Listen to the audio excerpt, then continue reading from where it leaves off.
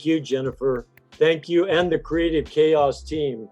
Jennifer Esquivel, Cac Lee, Allegra Leedom, Jeff Mercer, Marijane Miller, Marcus Murrietta, Jody Schoffner, Joel Schroeder, Paige Thompson, Amy Wieseneck.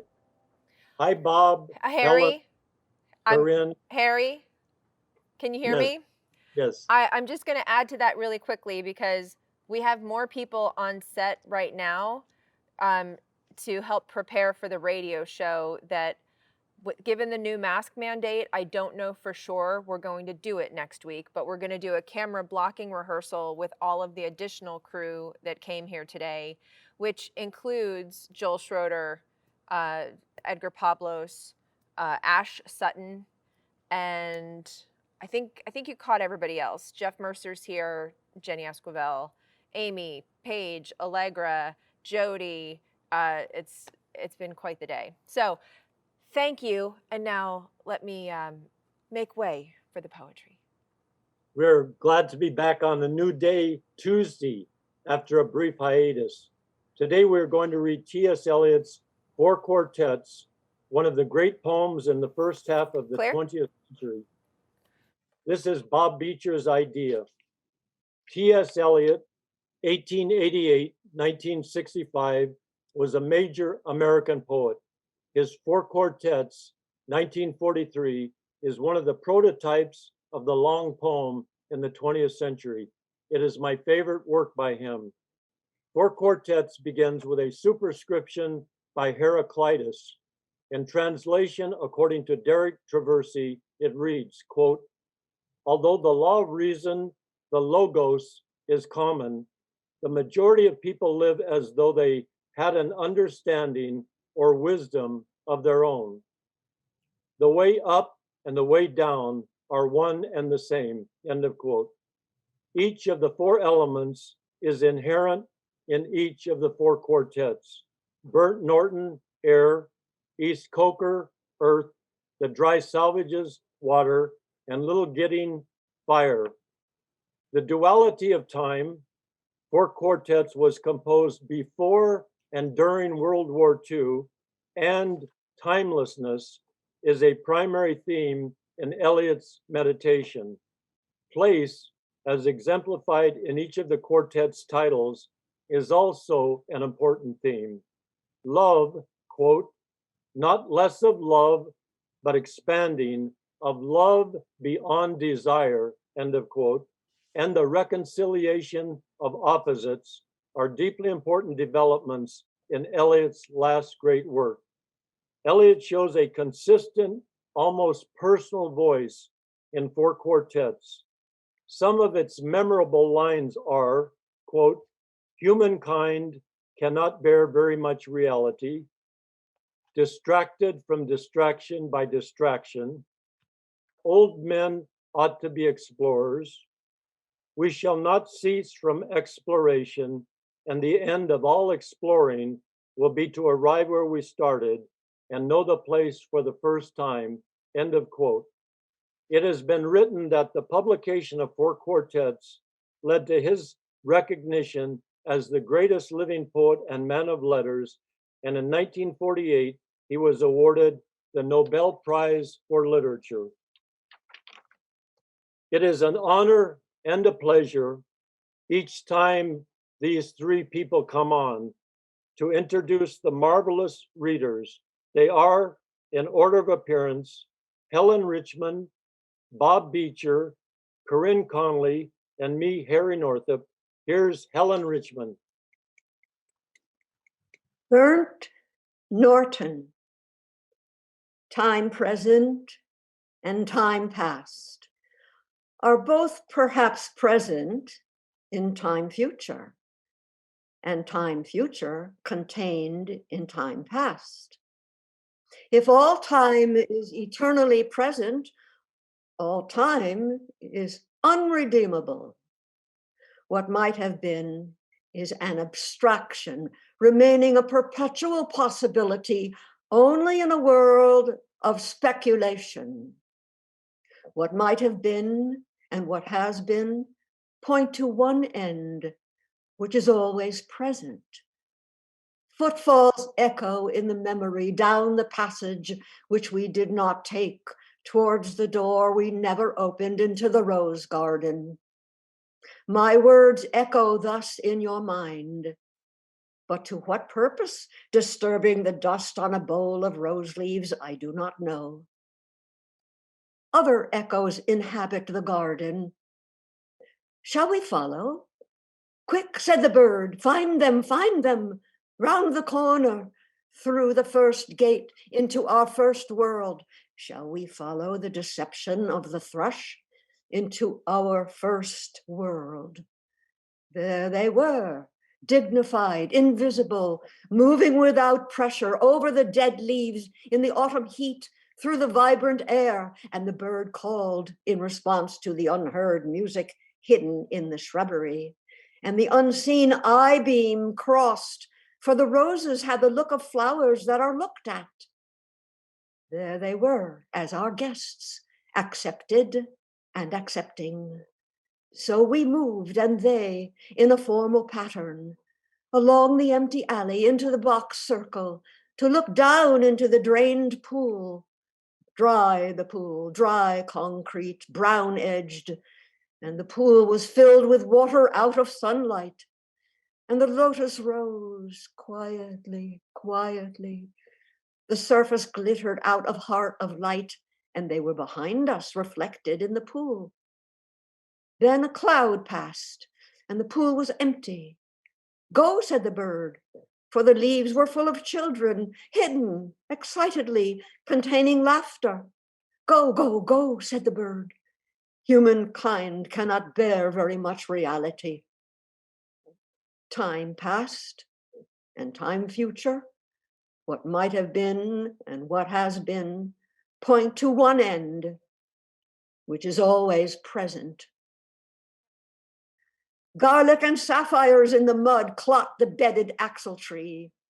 The trilling wire in the blood sings below inveterate scars, appeasing long forgotten wars.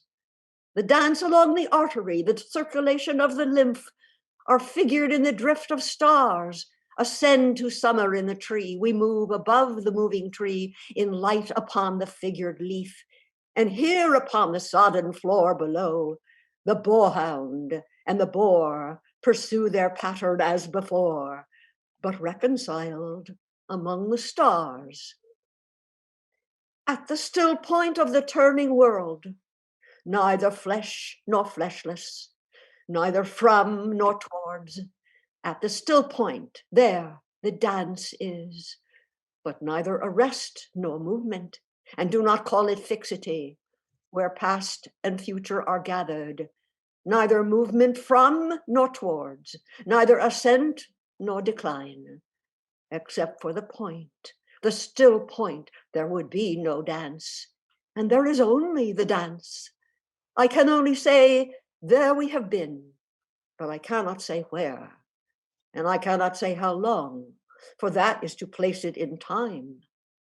The inner freedom from the practical desire, the release from action and suffering, release from the inner and the outer compulsion, yet surrounded by a grace of sense, a white light still and moving, erhebung without motion, concentration without elimination, both a new world and the old made explicit, understood in the completion of its partial ecstasy, the resolution of its partial horror. Yet the enchainment of past and future, woven in the weakness of the changing body, protects mankind from heaven and damnation which flesh cannot endure. Time past and time future allow but a little consciousness. To be conscious is not to be in time, but only in time can the moment in the rose garden, the moment in the arbor where the rain beat, the moment in the drafty church at Smokefall be remembered, involved with past and future. Only through time, time is conquered. Here is a place of disaffection, time before and time after in a dim light. neither daylight investing form with lucid stillness, turning shadow into transient beauty with slow rotation suggesting permanence, nor darkness to purify the soul, emptying the sensual with deprivation, cleansing affection from the temporal, neither plenitude nor vacancy. Only a flicker over the strained, time-ridden faces, distracted from distraction by distraction. Filled with fancies and empty of meaning, tumid apathy with no concentration, men and bits of paper whirled by the cold wind that blows before and after time. Wind in and out of unwholesome lungs, time before and time after. Eructation of unhealthy souls into the faded air. The torpid driven on the wind that sweeps the gloomy hills of London, Hampstead and Clerkenwell, Camden and Putney, Highgate, Primrose and Ludgate. Not here the darkness in this twittering world. Descend lower, descend only into the world of perpetual solitude. World, not world, but that which is not world. Internal darkness, deprivation and destitution of all property, desiccation of the world of sense, evacuation of the world of fancy, inoperancy of the world of spirit. This is the one way, and the other is the same, not in movement, but abstention from movement. While the world moves in appetency on its metalled ways of time past and time future. Time and the bell have buried the day. The black cloud carries the sun away. Will the sunflower turn to us? Will the clematis stray down, bend to us, tendril and spray, clutch and cling, chill fingers of you be curled down on us? After the kingfisher's swing has answered light to light and is silent, the light is still at the still point of the turning world. Words move, music moves only in time, but that which is only living can only die. Words after speech reach into the silence. Only by the form, the pattern, can words of music reach the stillness, as a Chinese jar still moves perpetually in its stillness. Not the stillness of the violin while the note lasts, not that only, but the coexistence, or say that the end precedes the beginning, and the end and the beginning were always there, before the beginning and after the end, and all is always now. Words strain, crack, and sometimes break under the burden, under the tension, slip, slide, perish, will not stay still. Shrieking voices, scolding, mocking, or merely chattering, always assail them. The word in the desert is most attacked by voices of temptation. The crying shadow in the funeral dance, the loud lament of the disconsolate chimera. The detail of the pattern is movement, as in the figure of the 10 stairs. Desire itself is movement, not in itself desirable.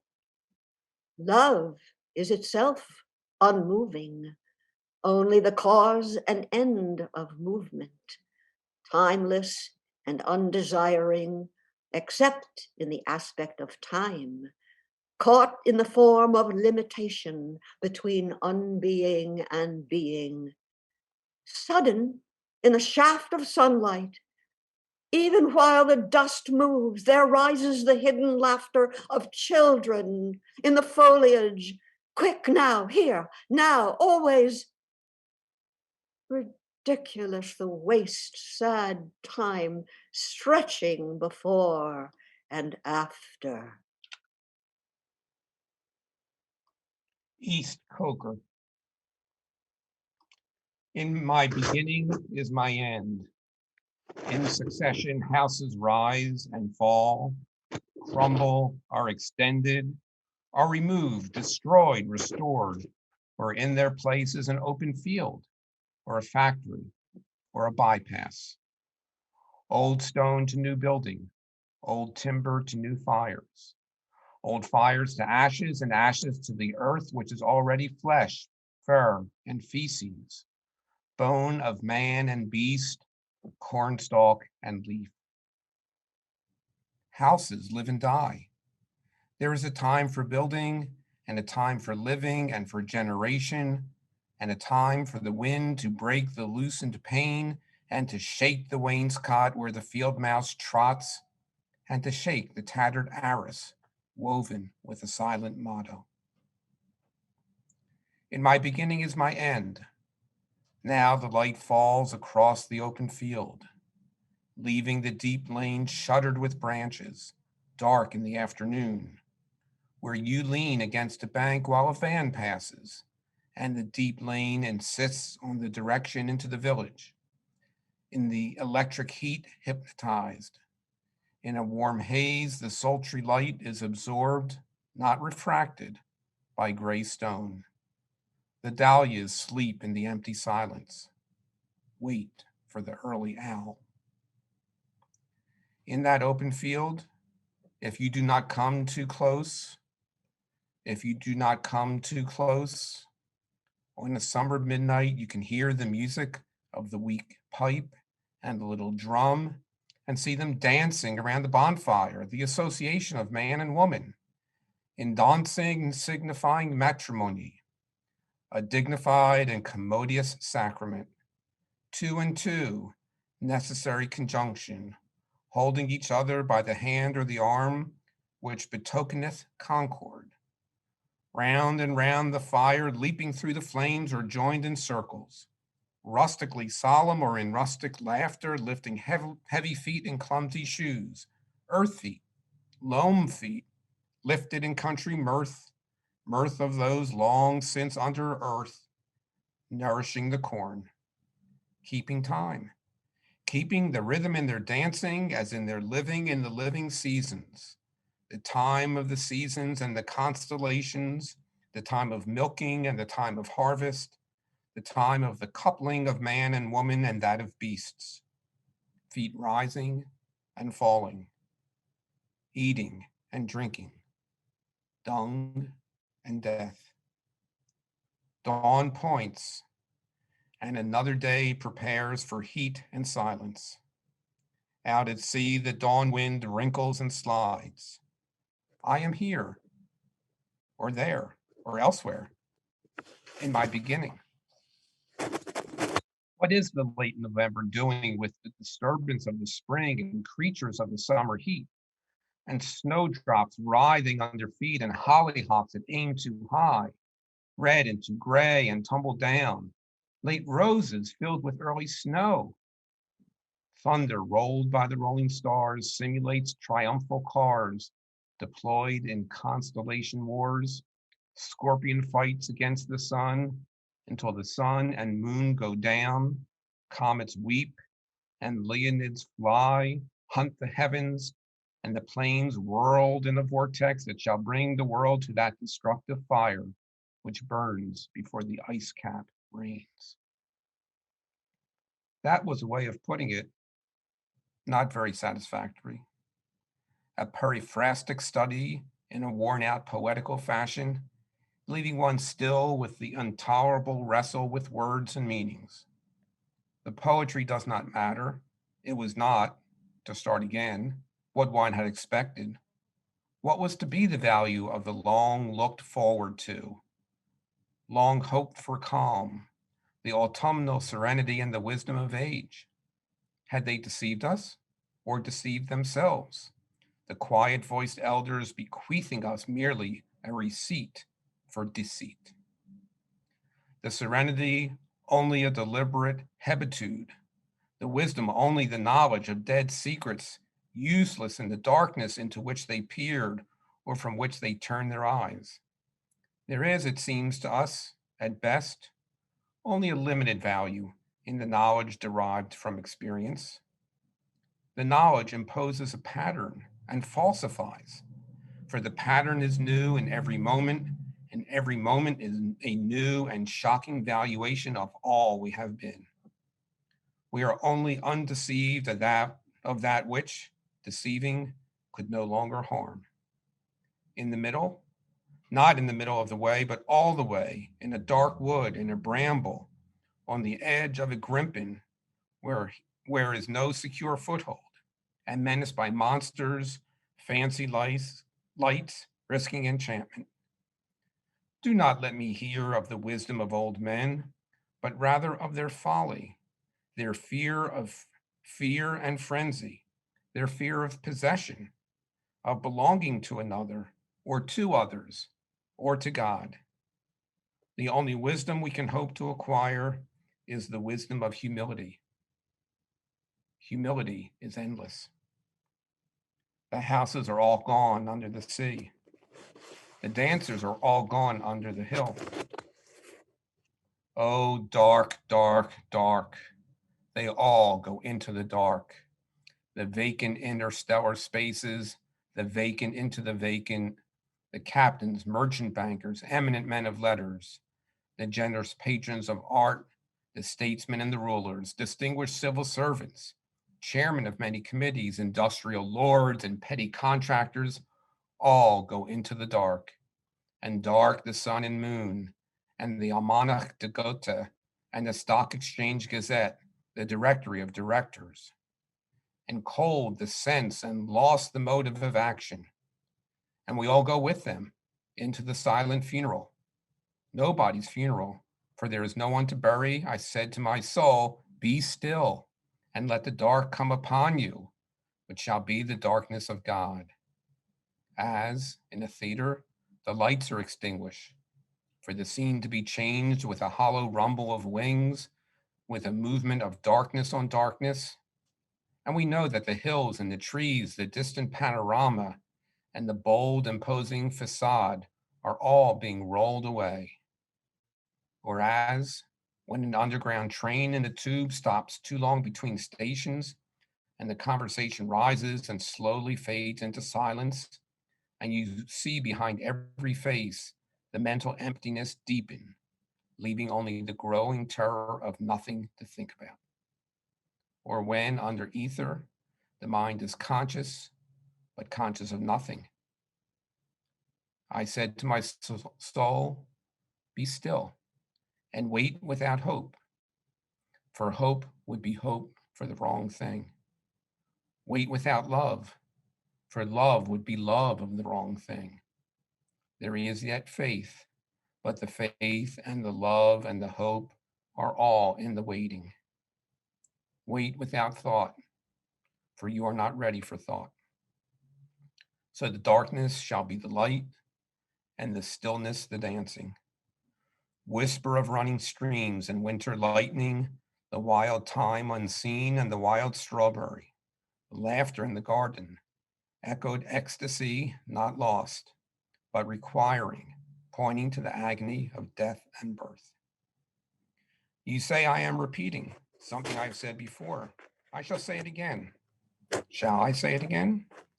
In order to arrive there, to arrive where you are, to get from where you are not, you must go by a way wherein there is no ecstasy.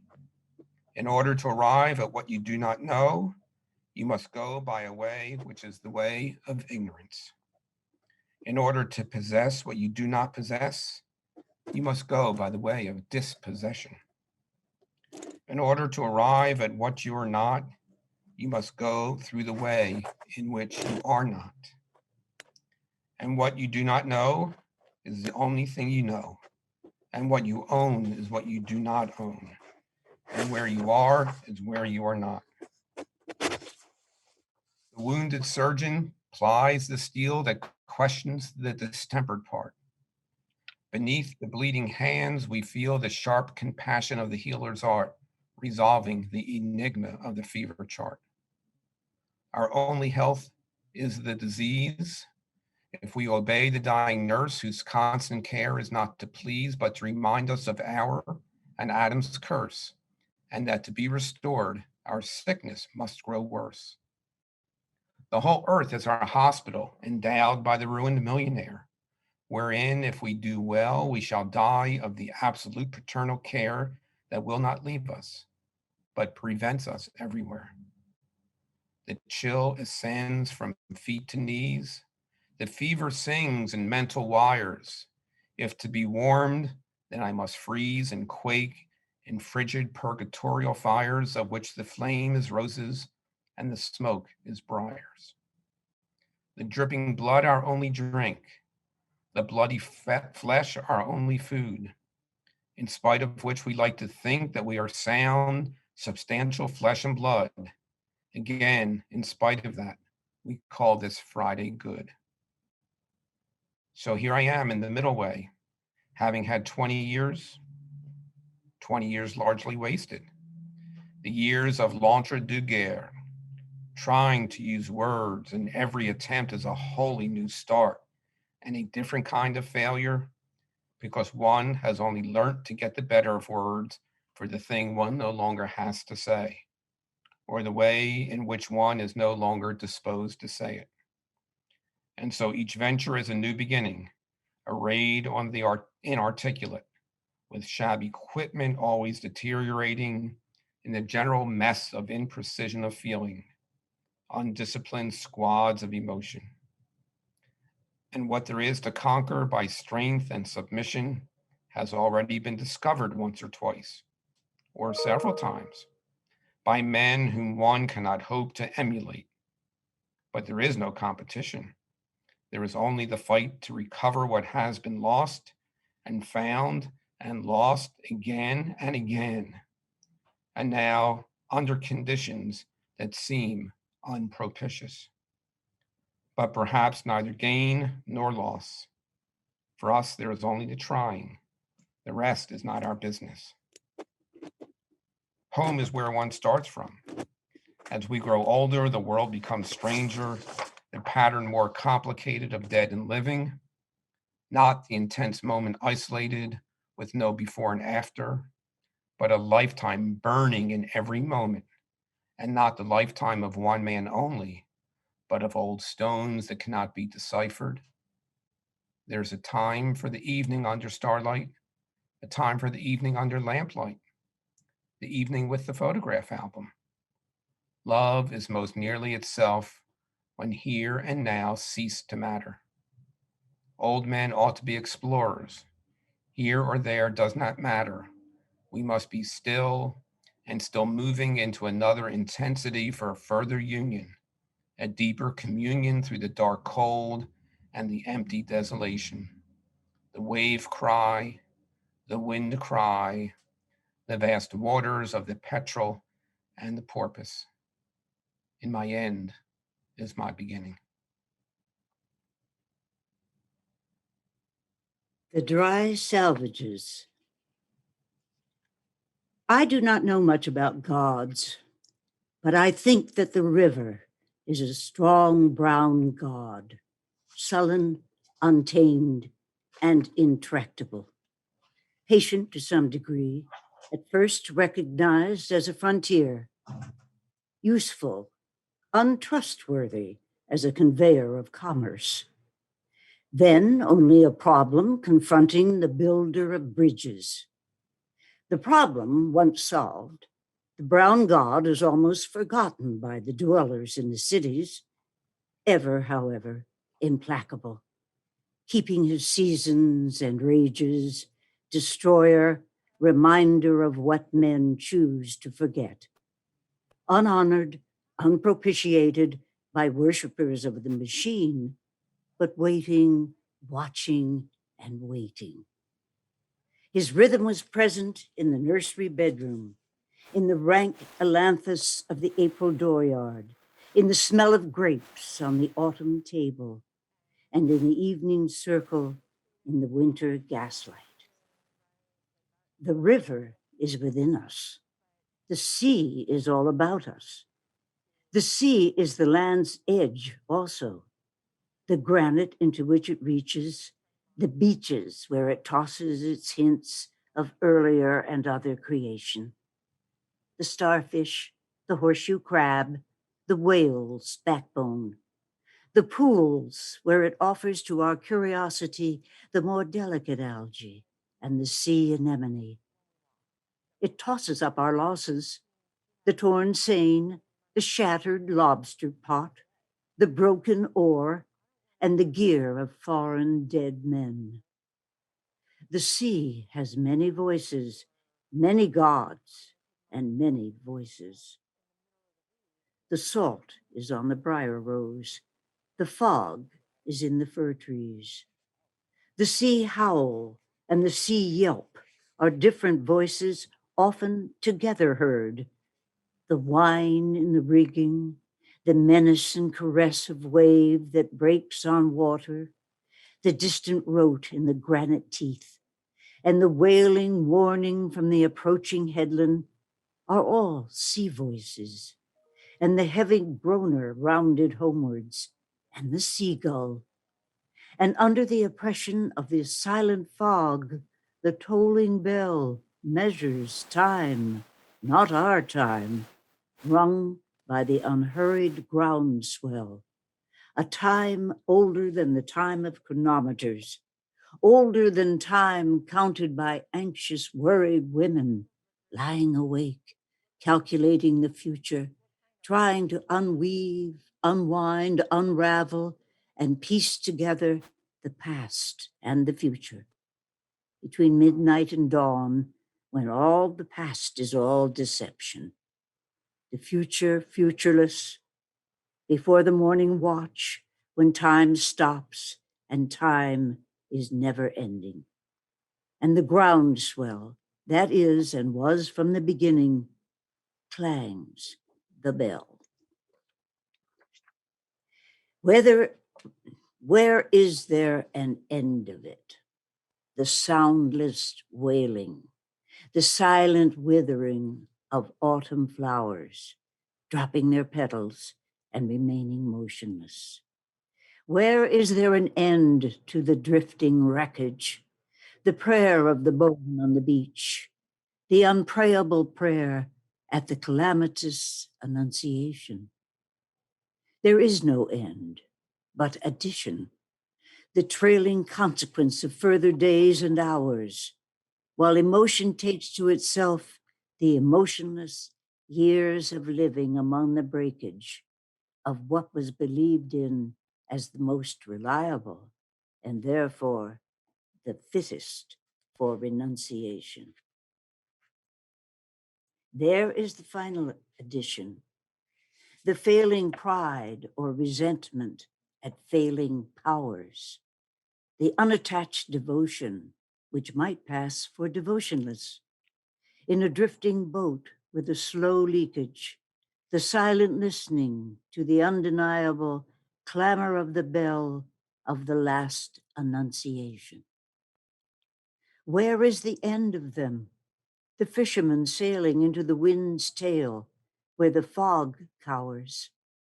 We cannot think of a time that is oceanless, or of an ocean not littered with wastage, or of a future that is not liable, like the past, to have no destination.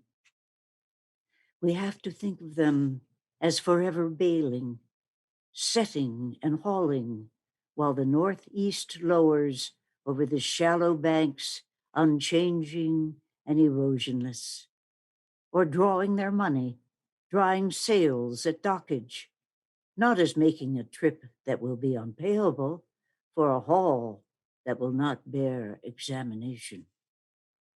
There is no end of it, the voiceless wailing, no end to the withering of withered flowers, to the movement of pain that is painless and motionless, to the drift of the sea and the drifting wreckage, the bone's prayer to death its God, only the hardly, barely prayable prayer of the one annunciation. It seems as one becomes older that the past has another pattern and ceases to be a mere sequence or even development, the latter a partial fallacy encouraged by superficial notions of evolution, which becomes in the popular mind a means of disowning the past. The moments of happiness, not the sense of well-being, fruition, fulfillment, security, or affection, or even a very good dinner, but the sudden illumination. We had the experience, but missed the meaning. And approach to the meaning restores the experience in a different form, beyond any meaning we can assign to happiness.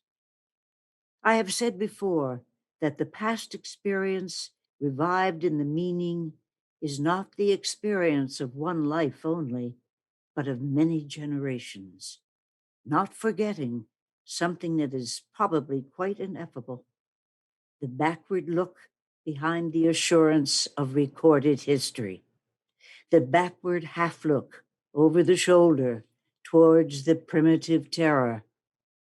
Now we come to discover that the moments of agony, whether or not due to misunderstanding, having hoped for the wrong things or dreaded the wrong things, is not in question, are likewise permanent. With such permanence as time has, we appreciate this better in the agony of others, nearly experienced, involving ourselves, than in our own. For our own past is covered by the currents of action, but the torment of others remains an experience unqualified, unworn by subsequent attrition. People change and smile, but the agony abides. Time the destroyer is time the preserver. Like the river with its cargo of cows and chicken coops, the bitter apple and the bite of the apple, and the ragged rock in the restless waters. Waves wash over it, fogs conceal it. On a halcyon day, it is merely a monument. In navigable weather, it is always a sea mark to lay a course by. But in the somber season or in the sudden fury is what it always was. I sometimes wonder if that is what Krishna meant, among other things, or one way of putting the same thing, that the future is a faded song, a royal rose or a lavender spray of wistful regret for those who are not yet here to regret, pressed between yellow leaves of a book that has never been opened. And the way up is the way down, and the way forward is the way back. You cannot face it steadily, but this thing is sure, that time is no healer. The patient is no longer here. When the train starts, the passengers are settled to fruit, periodicals, and business letters, and those who saw them off have left the platform. Their faces relax from grief into relief, to the sleepy rhythm of 100 hours. Fare forward, travelers, not escaping from the past into different lives or into any future. You are not the same people who left that station or who will arrive at any terminus, while the narrowing rails slide together behind you. And on the deck of the drumming liner, watching the furrow that widens behind you, you shall not think the past is finished or the future is before us. At nightfall, in the rigging and the aerial, in a voice descanting, though not to the ear, the murmuring shell of time, and not in any language. Fare forward, you who think that you are voyaging. You are not those who saw the harbor receding, or those who will disembark here between the hither and the farther shore. While time is withdrawn, consider the future and the past with an equal mind. At the moment, which is not of action or inaction, you can receive this on whatever sphere of being the mind of a man may be intent at the time of death. That is the one action, and the time of death is every moment, which shall fructify in the lives of others. And do not think of the fruit of action. Fare forward, O voyagers, O seamen, you who come to port, and you whose bodies will suffer the trial and judgment of the sea, or whatever event. This is your real destination. So Krishna, when he admonished Arjuna on the field of battle, not farewell, but fare forward, voyager. Lady whose shrine stands on the promontory, pray for all those who are in ships, those whose business has to do with fish, and those concerned with every lawful traffic, and those who conduct them. Repeat a prayer also on behalf of women who have seen their sons or husbands setting forth and not returning. Figlia del tuo figlio, Queen of Heaven. Also pray for those who were in ships and ended their voyage on the sand, in the sea's lips, or in the dark throat which will not reject them, or wherever cannot reach them, the sound of the sea bell's perpetual angelus. To communicate with Mars, converse with spirits. To report the behavior of the sea monster, describe the horoscope, horoscopate, or scry. Observe disease in signatures. Evoke biography from the wrinkles of the palm and tragedy from fingers. Release omens by sortilege or tea leaves. Riddle the inevitable with playing cards. Fiddle with pentagrams or barbiturate acids, or dissect the recurrent image into preconscious terrors. To explore the womb or tomb or dreams, all these are usual pastimes and drugs and features of the press, and always will be, some of them especially when there is distress of nations and perplexity, whether on the shores of Asia or in the Edgware Road. Men's curiosity searches past and future and clings to that dimension. But to apprehend the point of intersection of the timeless with time is an occupation for the saint.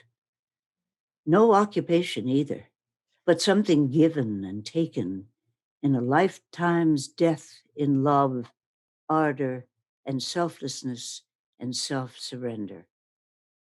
For most of us, there is only the unattended moment, the moment in and out of time, the distraction fit, lost in a shaft of sunlight, the wild time unseen, or the winter lightning, or the waterfall, or music heard so deeply that it is not heard at all. But you are the music while the music lasts. These are only hints and guesses, hints followed by guesses, and the rest is prayer, observance, discipline, thought, and action. The hint half guessed, the gift half understood, is incarnation. Here the impossible union of spheres of existence is actual. Here the past and future are conquered and reconciled, where action were otherwise movement of that which is only moved and has in it no source of movement. Driven by demonic, chthonic powers, and right action is freedom from past and future also. For most of us, this is the aim never here to be realized, who are only undefeated because we have gone on trying. We, content at the last, if our temporal reversion nourish, not too far from the yew tree, the life of significant soil. Little Gidding. Midwinter spring is its own season, sempiternal though sodden towards sundown, suspended in time between pole and tropic. When the short day is brightest with frost and fire, the brief sun flames the ice on pond and ditches in windless cold that is the heart's heat, reflecting in a watery mirror, a glare that is blindness in the early afternoon, and glow more intense than blaze of branch or brazier stirs the dumb spirit, no wind but Pentecostal fire in the dark time of the year. Between melting and freezing, the soul's sap quivers. There is no earth smell or smell of living thing. This is the springtime, but not in time's covenant. Now the hedgerow is blanched for an hour with transitory blossom of snow, a bloom more sudden than that of summer, neither budding nor fading, not in the scheme of generation. Where is the summer, the unimaginable zero summer?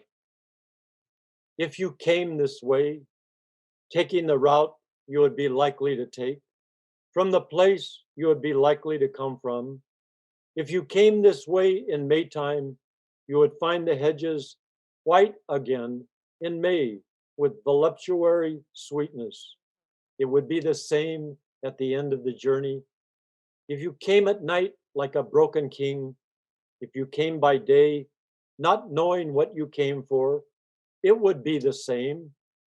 When you leave the rough road and turn behind the pigsty to the dull facade and the tombstone, and what you thought you came for is only a shell, a husk of meaning, from which the purpose breaks only when it is fulfilled, if at all. Either you had no purpose, or the purpose is beyond the end you figured and is altered in fulfillment. There are other places which also are the world's end, some at the sea jaws or over a dark lake, in a desert or a city. But this is the nearest in place and time, now and in England. If you came this way, taking any route, starting from anywhere, at any time or at any season, it would always be the same. You would have to put off sense and notion. You are not here to verify, instruct yourself, or inform curiosity, or carry report. You are here to kneel where prayer has been valid. And prayer is more than an order of words, the conscious occupation of the praying mind or the sound of the voice praying. And what the dead had no speech for, when living, they can tell you, being dead. The communication of the dead is tongued with fire beyond the language of the living. Here, the intersection of the timeless moment is England and nowhere, never and always. Ash on an old man's sleeve is all the ash the burnt roses leave. Dust in the air suspended marks the place where a story ended. Dust and breathed was a house, the wall, the wainscot, and the mouse. The death of hope and despair. This is the death of air. There are flood and drought over the eyes and in the mouth. Dead water and dead sand contending for the upper hand. The parched, eviscerate soil gapes at the vanity of toil, laughs without mirth. This is the death of earth. Water and fire succeed, the town, the pasture, and the weed. Water and fire deride the sacrifice that we denied. Water and fire shall rot the marred foundations we forgot of sanctuary and choir. This is the death of water and fire. In the uncertain hour before the morning, near the ending of interminable night, at the recurrent end of the unending, after the dark dove with the flickering tongue, had passed below the horizon of his homing, while the dead leaves still rattled on like tin over the asphalt where no other sound was, between three districts whence the smoke arose. I met one walking, loitering and hurried, as if blown towards me like the metal leaves before the urban dawn wind, unresisting.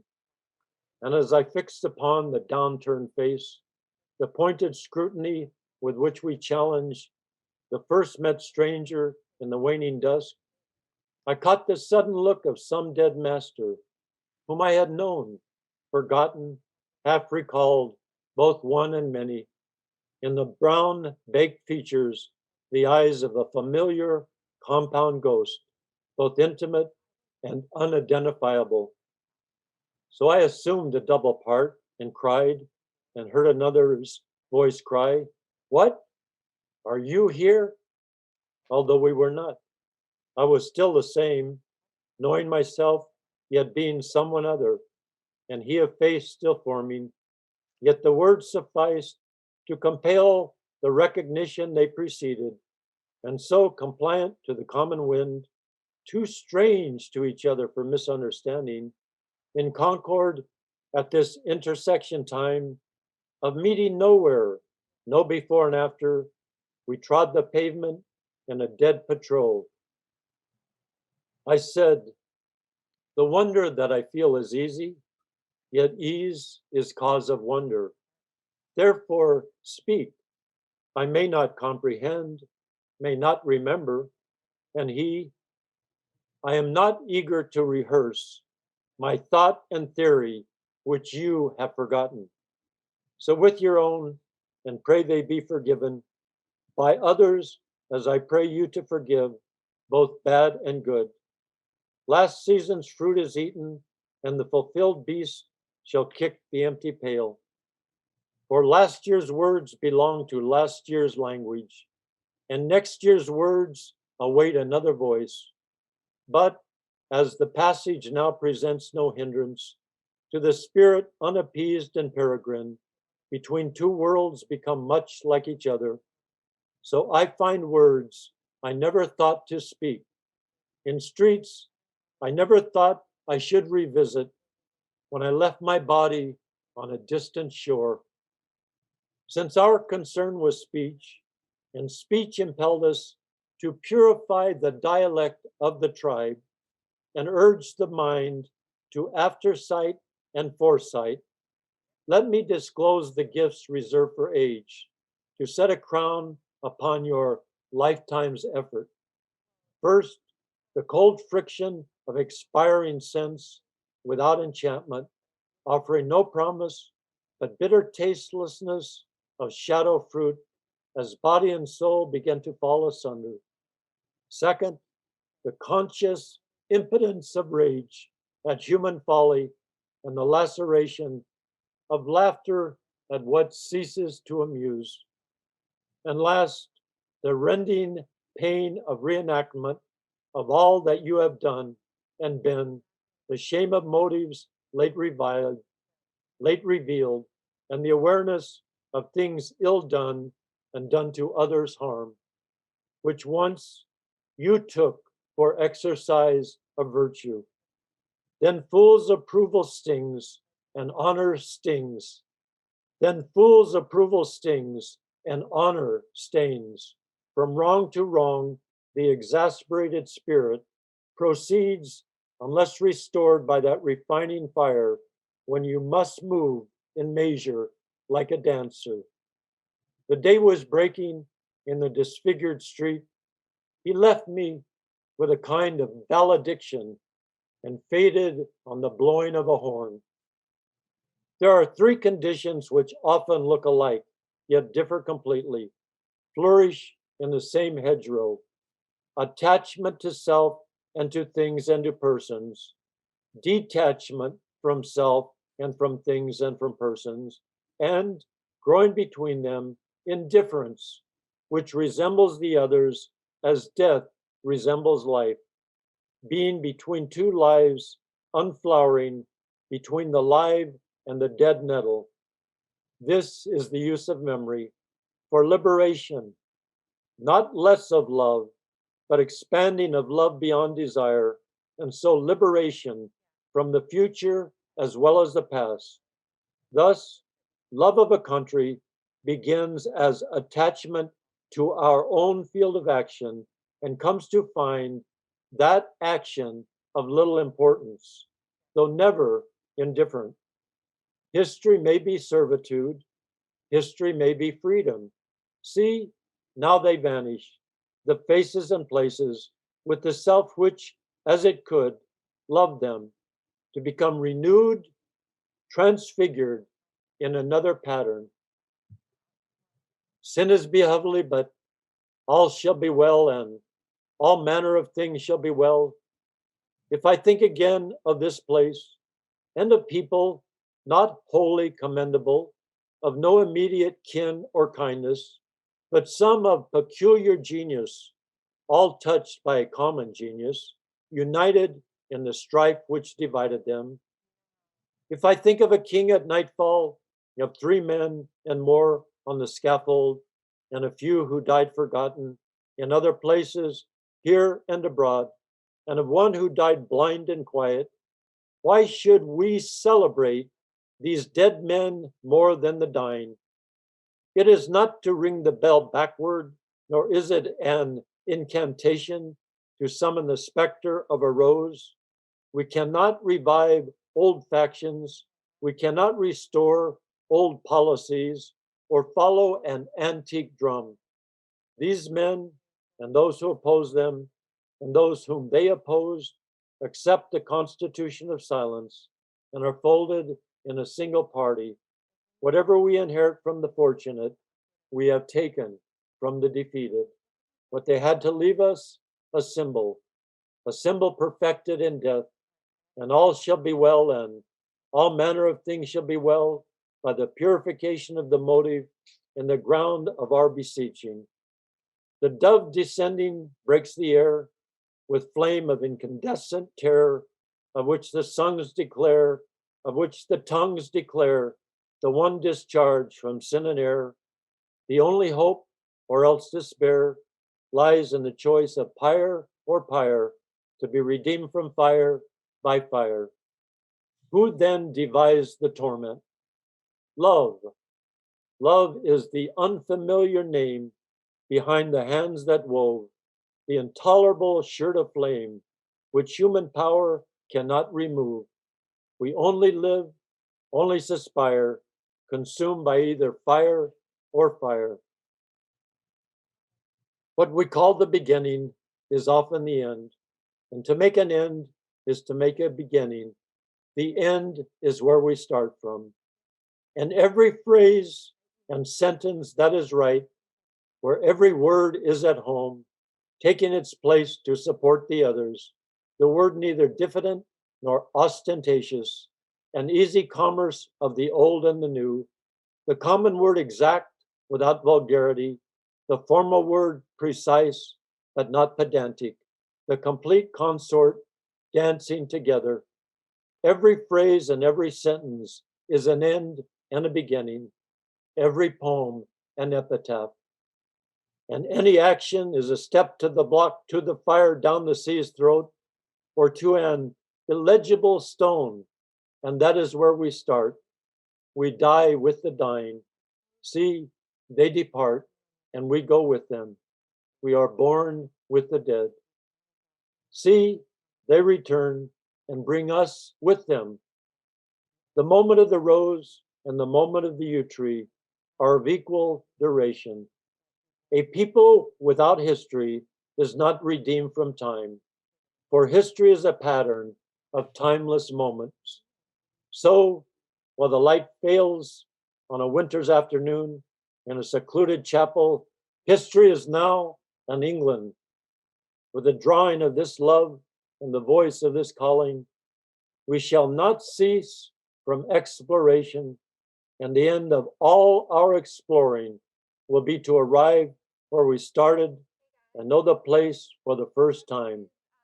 Through the unknown, remembered gate, when the last of earth left to discover is that which was the beginning, at the source of the longest river, the voice of the hidden waterfall, and the children in the apple tree, not known because not looked for, but heard, half heard, in the stillness between two waves of the sea.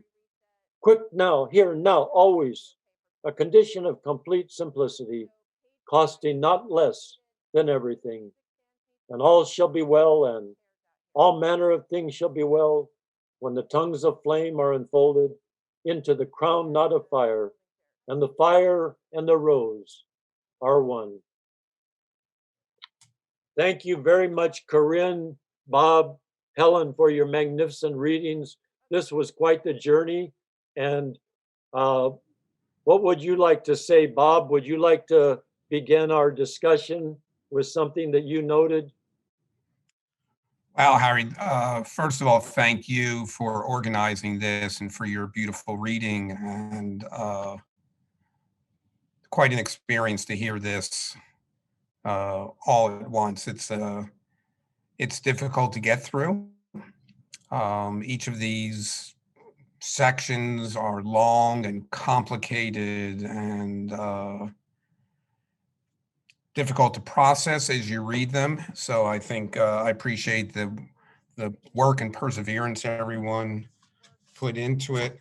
I've got so many things that I've highlighted as we've gone along. I'm just trying to find, I buried my stuff here. It's just such an amazing meditation to me on time, history, religion, the meaning of life, or whether life has meaning, that it's kind of overwhelming and it's very hard to unpack.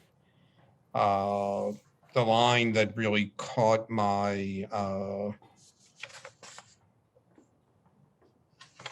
attention, and I'm trying to find it here. The only wisdom we can hope right, to go ahead and cross. acquire is the wisdom of humility.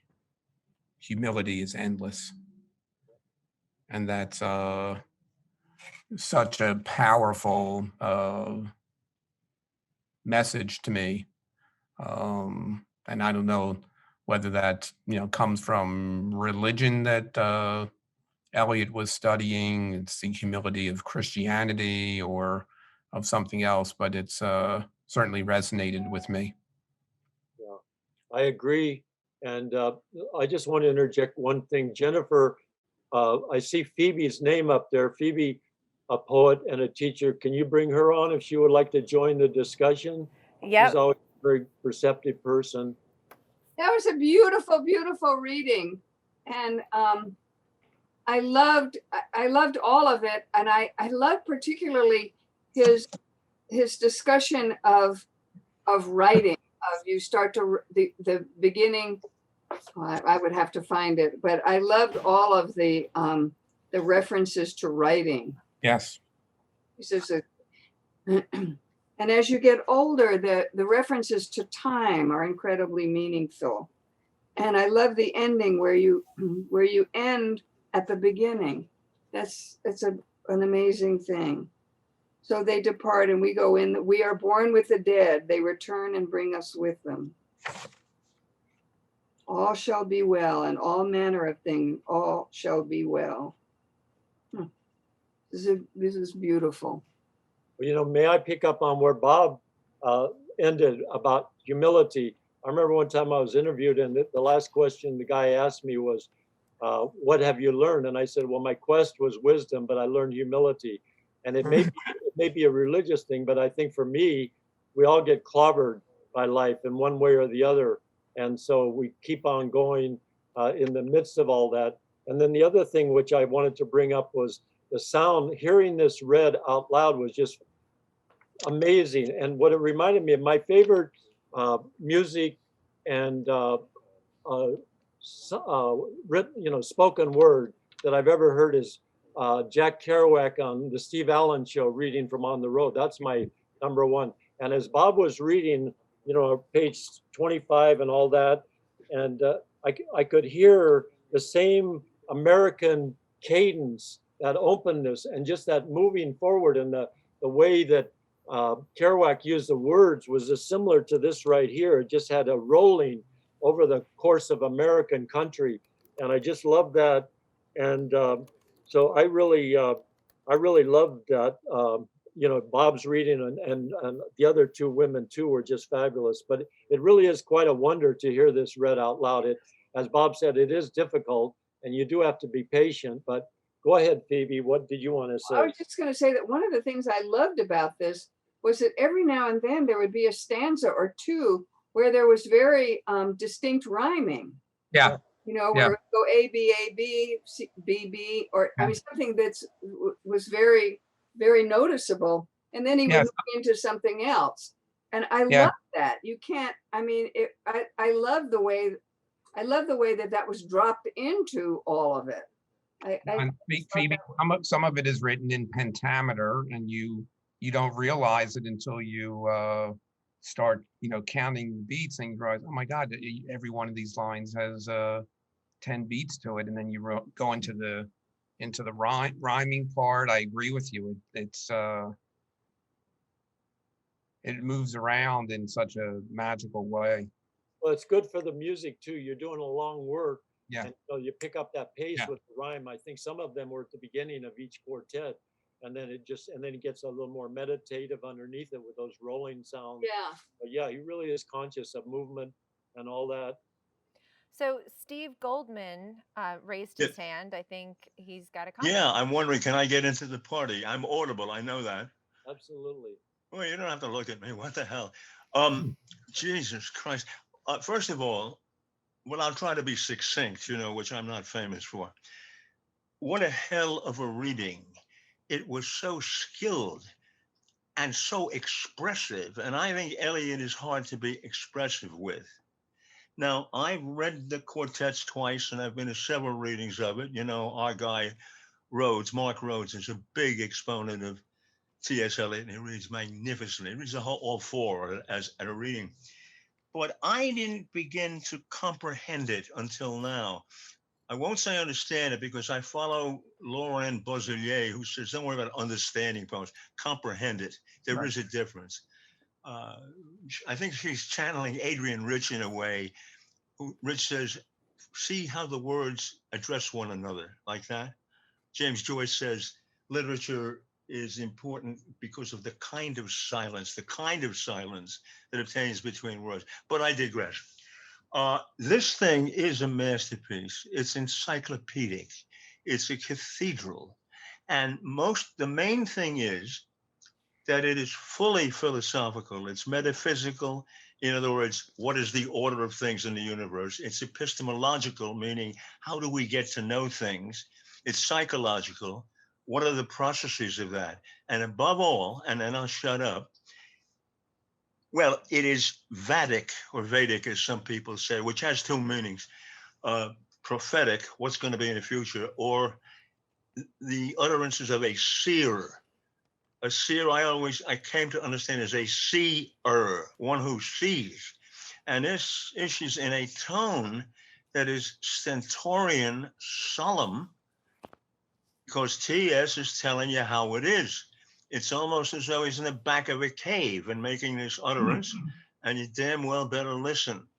So what I'm saying is, you guys have provided me, besides a delightful and ravishingly interesting afternoon, and I have the attention span of a gnat, with a real entree to the quartets. I'm going to read them again, and this time with a fine-tooth comb.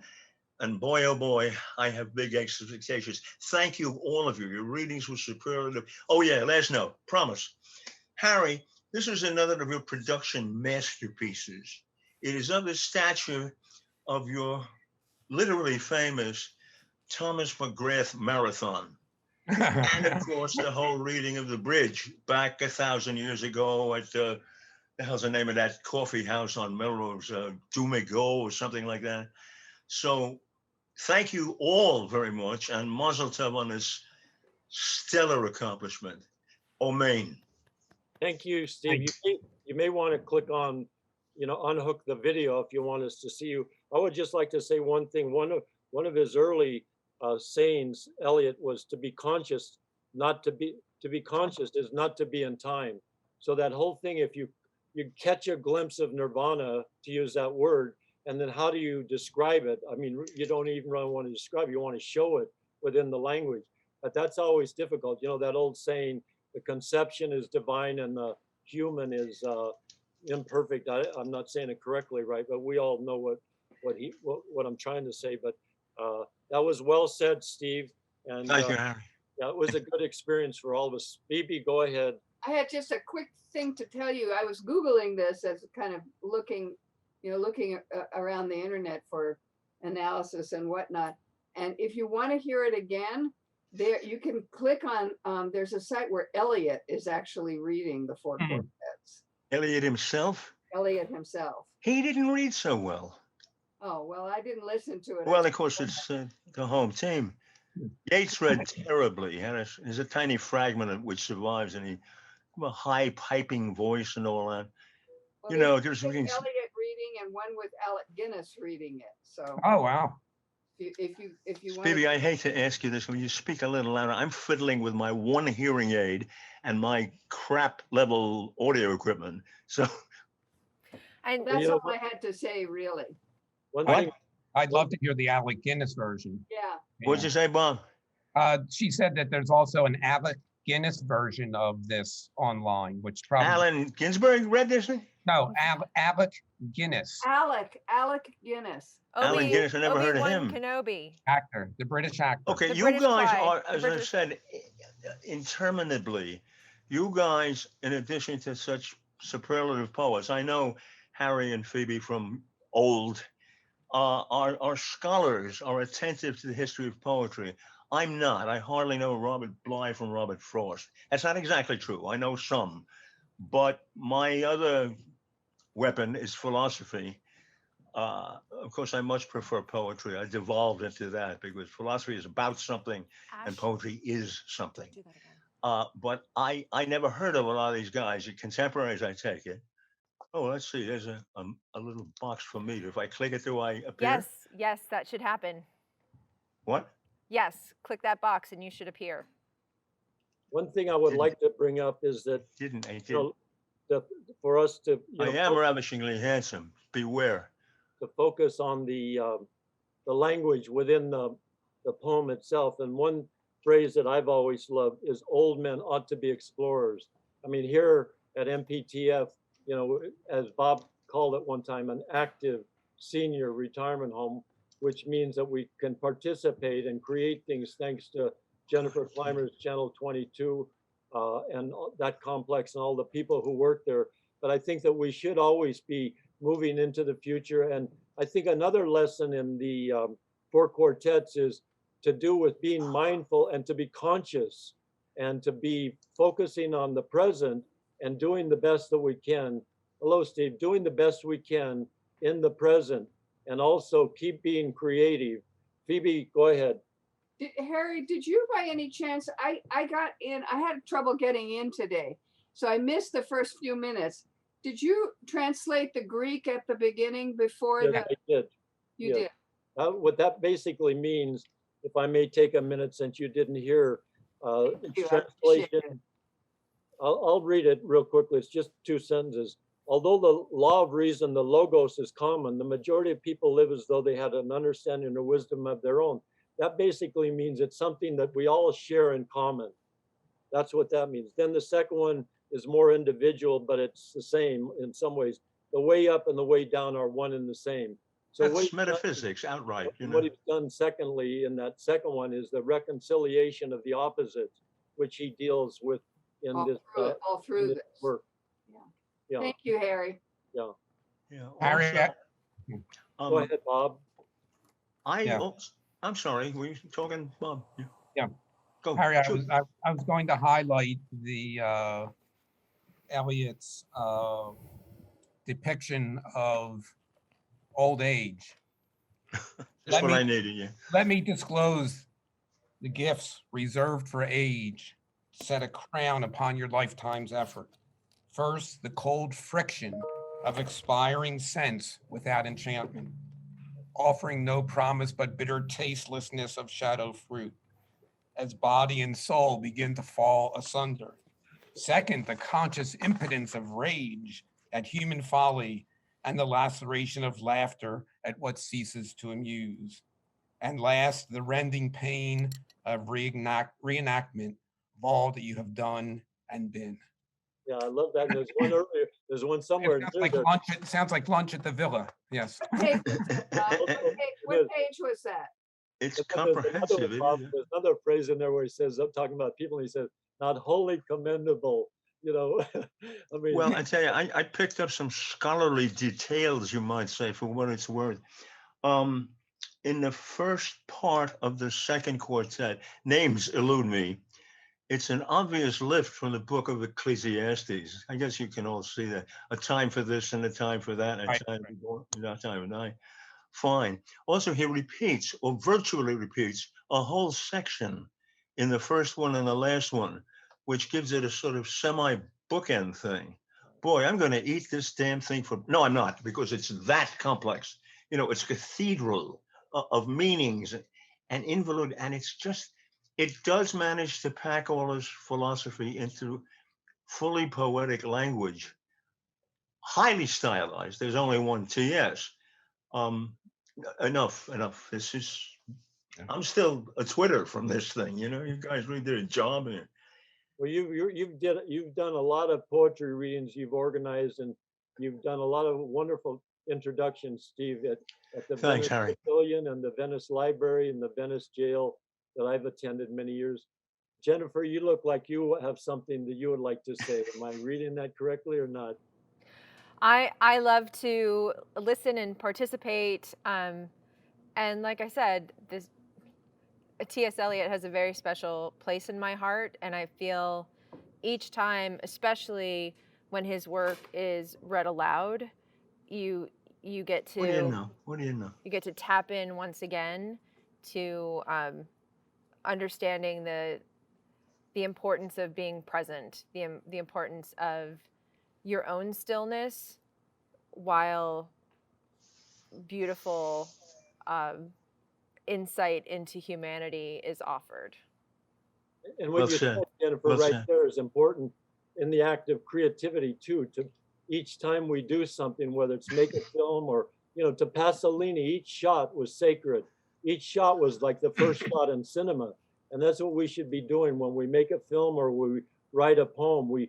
It's as if it were the first time. That constant renewal, you know, the constant renewal, not only in love, but in creativity. And I think that's really important because, we get jaded sometimes with life and we get worn down, but it's important just to keep that spark of creation in our own ways alive. And I would just like to say one thing for Jennifer, or that Jennifer said, months ago. She said, when COVID-19 hit, we thought that would be the end of creativity. But in fact, creativity has expanded. And Jennifer and her crew have just really buttressed the whole movement and the allowance of all of us here at MPTF to actually do that. And this Bob Beitcher's idea of doing 4 quartets was just a marvelous idea. And it really does, it somewhat feels personal. I had a professor in college one time who said that one thing about T.S. Eliot, he did not repeat himself. You had the collage, the Cubist, the Wasteland, and then you had the Ash Wednesday, and you had this one.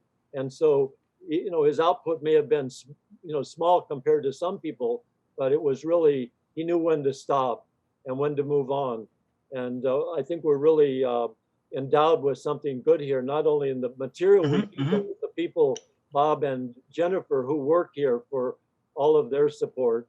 Bob, what do you think about all that, Bob? I agree with you, Harry, entirely. Likewise. Yeah. Yeah, I mean, creativity in many cases emerges from the restrictions that are imposed on you, either, organically or inorganically. And, part of what COVID did was impose on us a restriction of moving around in space and socializing. And from that, good and interesting things emerged from Jennifer and her group, generally speaking, from you and your poetry workshop. I mean, would we have had this without COVID? Exactly. Yeah. The lovely thing is, Harry had done a couple of group readings prior to this. Right. And what we were able to do when COVID, stopped all of the interpersonal mixing and the social dining is look back on 14 years of Channel 22 and say, well, what aspects of that can we bring into a live context?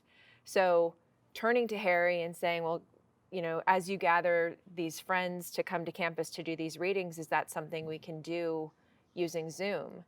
The other really incredible thing about the kind of creativity that you get forced into, earlier today, Andy Friendly was on with Hawk Koch, and he was talking about live programming 5 days a week where you have to fill an hour every day.